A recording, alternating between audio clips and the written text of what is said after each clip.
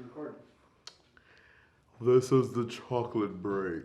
Chocolate break. Take one. Wait. I'm sorry. I already messed up. You had one job, Zach. I know. Which turned into 20 jobs.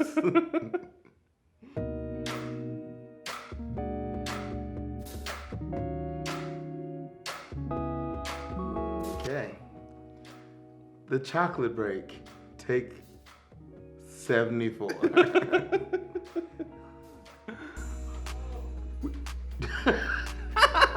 We are recording. Oh my gosh. We can hear you all in there super clear.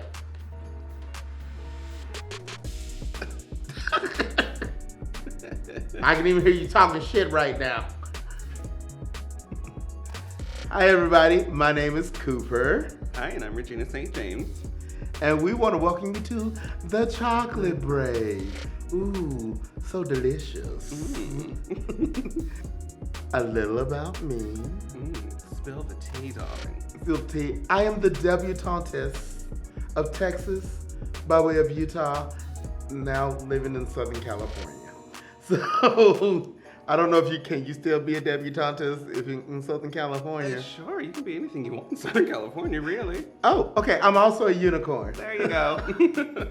I've been doing drag now for 5 years. At some point in this series, you'll get to see the old pictures. Oh, we're bringing those up? Eventually, we will get there. Lord. Yes, I know. Them eyebrows from the beginning. Tell us about yourself. Regina St. James. Well, where do I begin? My official title is Her Royal Highness Regina St. James. I was given the crown back in 2012 of Mr. IWV of the Decade. And then the contest ended shortly thereafter, so I will forever hold that title. Nice. So it is No mine. one can come for and you. They can't. Many have tried, all have failed. So yeah, I started doing drag like full-time in 2011. And yeah, started it in Ridgecrest, my hometown where I grew up, and yeah, kind of took a little bit of a break and started doing it more consistently when I moved here to, Ventura. It's definitely given me a platform to kind of get, just express my talent a little bit differently, because, and really navigating the whole avenues of, painting and playing with makeup, and, I love me a good wig, Lord knows. So it's just been a lot of fun, having a lot of fun with that. A little bit about how we met. About 9 months ago, I decided I was done with the snow in Utah, and I was coming to a temperate climate, and I chose to move to Ventura, California, where my best friend is, so, that's the thing. And walking into the local gay bar, which there is one gay bar. One gay bar. They said, "Oh, hi, you're black and you're a drag queen? You should meet the other black drag queen." Literally. Literally is Literally. exactly what happened. So I was like, okay, and we became friends, and we have been creating all sorts of crazy fun ever since then. Yes. Let's actually break that down, because the moment that there was more than one black drag queen. The drama. The drama. And the rumors. And she hates you, you hate her. Y'all ain't gonna get along. There's only room for one. Yeah, it was crazy. It was nuts. Catty bullshit that like neither one of us had any part of. Nope. We liked each other from the get-go. We started listening to 90s music and talking about cornbread and collard greens. Collard greens. Collard greens. Not collard green casserole. Not collard green casserole. Nate, you know who you are. Know who you are. So everybody thought that we wouldn't exactly get along because we were two black drag queens. Yes, and apparently there's not room for both. Yes. But in reality, there are different types of drag. Yes. And we as queens represent two different aspects of the drag community while representing a whole of the drag community. Yeah. So, yeah, we are, drag queens as a whole, but my look is very different than your look. except for right now, because we're both wearing straight curve wigs. Right, but and like our whole drag style is very different. Like, going back to you saying you did celebrity impersonations and comedy and things like that. I've never done that. I've never done that. I've, been my own character the whole time. And sometimes it's a hurricane. Sorry about it. Like last night. Yeah, neighborhood jaunts. Neighborhood job. Here's the thing. They don't know what your thing is. So I'm going to explain. I am a top singing, dancing, performing queen. And I get up there and I sing my heart out and I can emote. But what this bitch over here does is quite different. Yes. She is a trained dancer. A dancer. Some might say. Yeah. And trust me, I can't kick and flip. She started spinning around and spinning those arms. And I can't. I'm like, where is my inhaler? It's a lot, but that's just in me. I mean, I used to lip sync growing up, so now I just lip sync on stage. Yeah. And watching you sing, I'm like always like, damn, I wish I could do that. But I fall back on what I do best. So. I fall back. I tried to choreograph a number the other day. So I did, Missy Elliott. What's that, Work It? Work It. Yeah. And I tried to have some choreo with it because I didn't sing it live. I lip sang it. And after the first time I dropped it like it was hot, I realized something real important. I need a microphone in my hand because I couldn't drop it like it was hot. I wasn't sure if I was gonna get back up. You just gotta dip it like it's warm sometimes. I dipped it like it was scalding. Oh my God. And it just nearly fell off. And then I'm like, I don't have a microphone to fall back on. Here I go. I'm about to, okay, here it goes one more time. Get down now. It's so hard, but there are so many different types of drag, like scary drag. And like, what is that, Dragula? The competition? Dragula. I love that. I mean, I don't do it.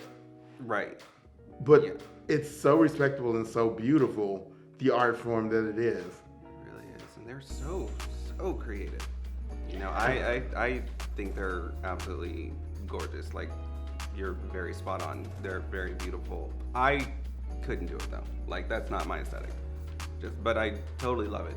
Totally love it. Appreciate it. I think it's gorgeous. Oh, the bearded queens. Yes. The bearded queens. Like, I can grow a mean beard, but the moment I try and go and apply makeup, my body says, nope, you gotta shave it. I don't have that level of confidence to be so gorgeous with a beard. What are some other types of drags that you love? Gender bending. The androgynous queens. Yes. Those are always fun. And I love to see just how creative, they get with their looks. Like, what's that one kid that kind of drives me crazy? James St. Charles, or whatever. My sisters are like bananas over him. He's really pretty. Like, oh no, gorgeous. Yeah, he is really, really pretty. And I'm just in awe of him. He drives me crazy because everybody makes a big thing about it. But yeah, no, his look is really, really great. Even Dylan's gotten a lot better with his transformation and playing in the field of androgyny. Yes, Dylan is one of our local sisters here. Sister. Yeah. Sister brother. I love me a good bio queen. Love the bio queens. Yeah, love the bio queens. One of our best friends is a bio queen. And I know that there's been a lot of heat about bio queens. There's been a lot of heat. Well, let me tell you what. Get off the kitchen stove because it ain't that hot. A queen is a queen is a queen is a queen. Let a queen be who she be, whether she be naturally born a woman or not. Right. She earned her title. Yeah, that's all I'm gonna say on that. Now, can I tell you the one that confuses me the most, and I do love, but it also confuses me the most? Please do. The drag kings. Really? Here's the reason. Uh-oh. I love a good androgynous looking man. Something about the good square features and the soft features they paint. We have a good friend named Will Nesbitt, and each time I know that when he put the outfit on, that's a woman, Mari. I know that's a woman. But each time he come up, he's like, hey, I'm like, it get me going every time. I don't know why. But I love me a good drag king.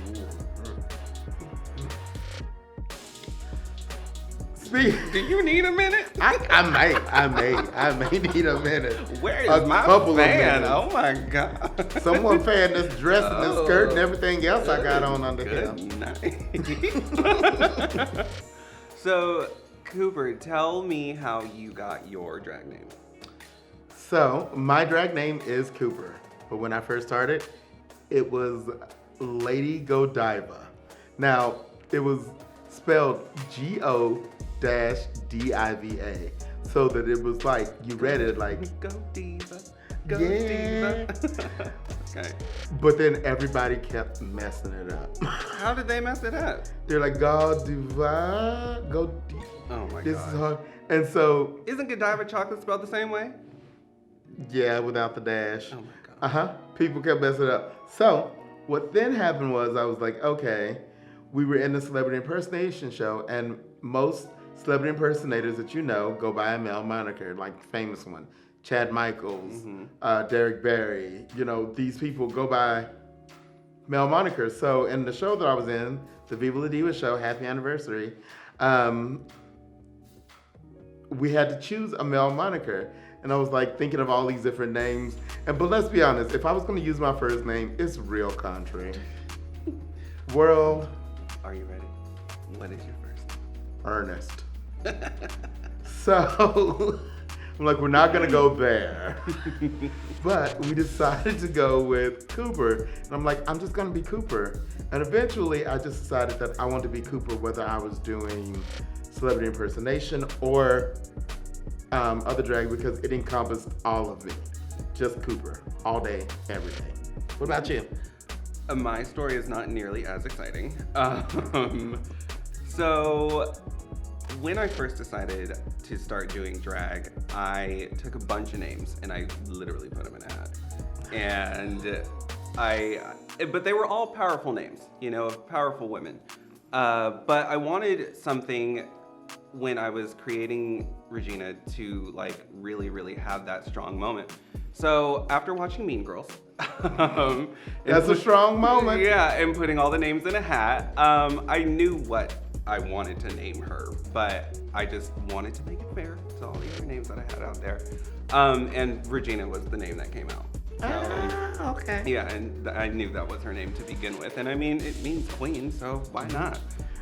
But let's see, what if you'd have pulled out Stanley?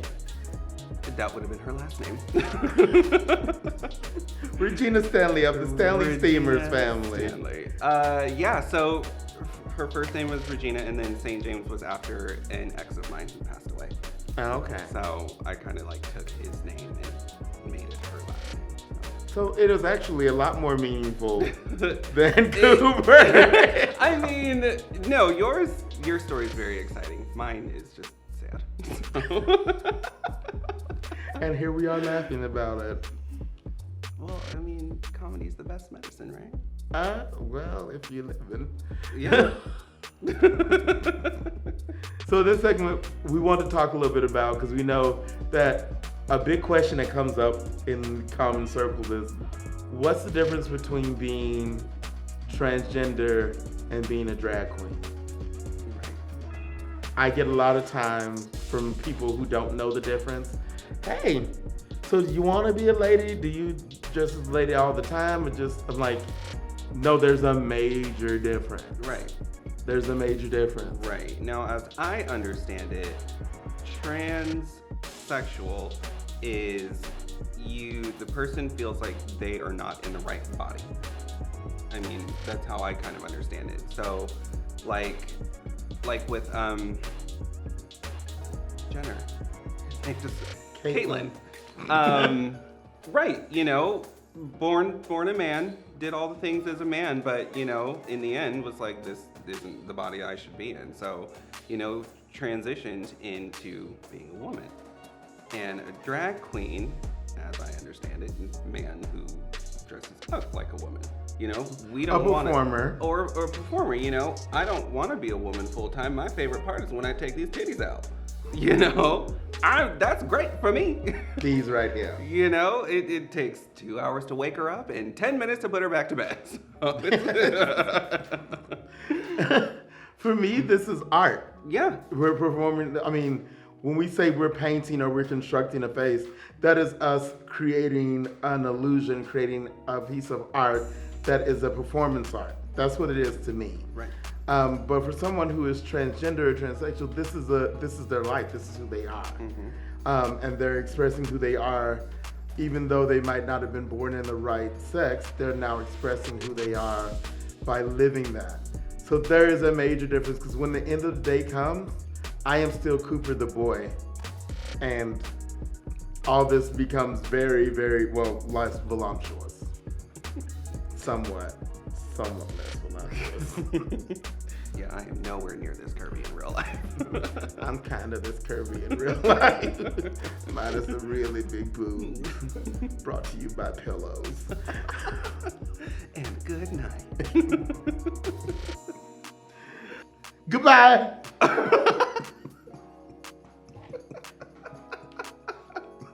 Hold it real tight. All right, so we've had fun. This is our first recording, so we're going to kind of tell you where you can find us. Our first episode. Yay, we did it. We made it. So, we need you to subscribe. There's a link somewhere. Somewhere down here. Somewhere. I think it's down there. Maybe. Don't actually figure out what I'm pointing to, but oh my gosh. It's down there somewhere. Subscribe. Yes. Link to us. Tell everybody that you know. Yes. Send it to your friends, your family, your grandma. Yes. There's a lot of drag queens out there. We give praise to them that have YouTube videos. But there's not a lot of drag queens from Ventura who happen to be black drag queens from Ventura. I mean, there's what, 3 of us now? Yeah, and only 2 of us have our own YouTube show. Here we are. We're here. So like us, we love you, and thank you for taking time for a chocolate break. And you're welcome. Oh, wait a minute. That was cute, but we forgot our... Oh, yes. If you want to follow us, which we highly encourage you follow us, he's going to handle the Twitter side. Eventually. I don't tweet. Sorry about it. But you can find me on Instagram at Miss St. James 3006.